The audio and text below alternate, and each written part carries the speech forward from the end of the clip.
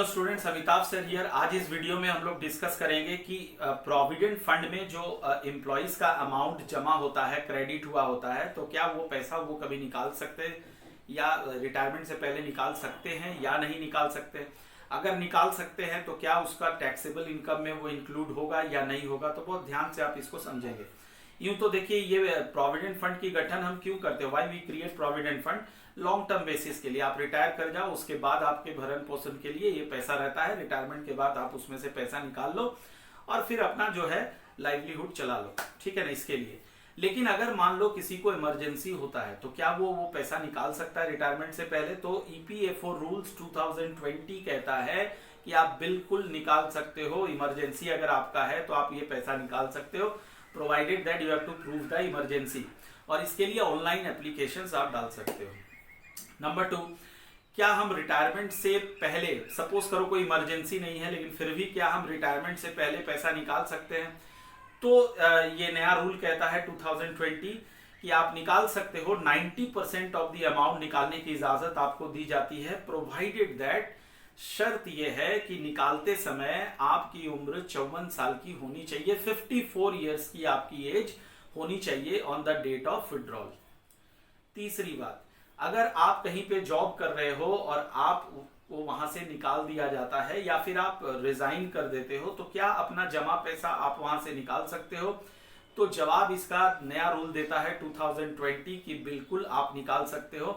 पहले मैं थोड़ी देर पुराने रूल के बारे में बता दूं। पुराना रूल ये था कि आप उसमें जितना भी पैसा जमा है उसका 100% अमाउंट आप वहां से विड्रॉ कर सकते थे। कब कर सकते थे? अनएम्प्लॉयड, जिस दिन आप अनएम्प्लॉयड हुए हैं उसके 2 महीने के अंदर, ठीक है। ये पुराना रूल था। नया रूल कहता है कि आपको हम इजाजत देंगे केवल 75% ऑफ द अमाउंट को निकालने के लिए, ठीक है। 1 महीने के अंदर आप 75% ऑफ द अमाउंट आप निकाल सकते हो। बाकी का जो 25% अमाउंट है वो आपके नया अकाउंट में ट्रांसफर हो जाएगा। जहां पे आपको नया एम्प्लॉयमेंट मिल रहा है वहां पे जो अकाउंट खुलेगा उसमें वो ट्रांसफर हो जाएगा। ये नया रूल है।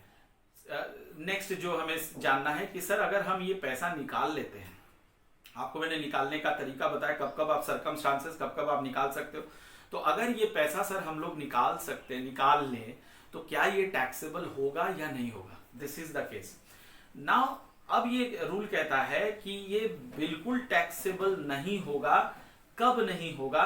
अगर आपने इसमें लगातार कंटिन्यूअस 5 साल तक इसमें अपना कंट्रीब्यूशन आपने किया।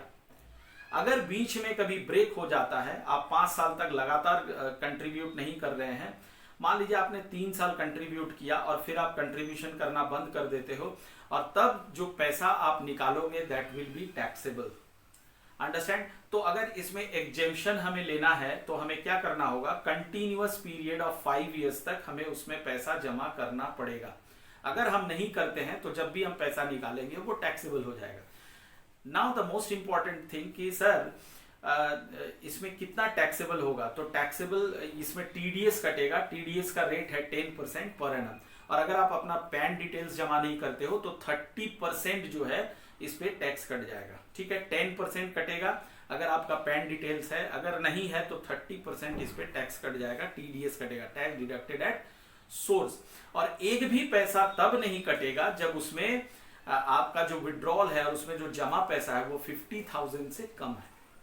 अगर 50,000 से कम है देन आपका एक भी अमाउंट टीडीएस में नहीं कटेगा। ओके।